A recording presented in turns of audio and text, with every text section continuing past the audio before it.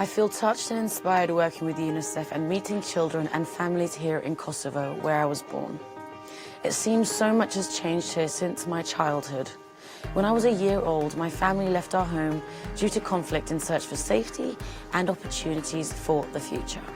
Today, Kosovo is peaceful and more children have access to quality healthcare, are attending school and have opportunities to have their voices heard. 2019 is an important year for children everywhere. It marks 30 years since world leaders made a promise to protect all children's rights through the UN Convention on the Rights of the Child. As we look back on the progress that has been made for children, it is also important to recognize that too many girls and boys here in Kosovo and around the world are left out. This year I am joining UNICEF to call on leaders to strengthen their commitment to protect the rights of all children. For every child, every right.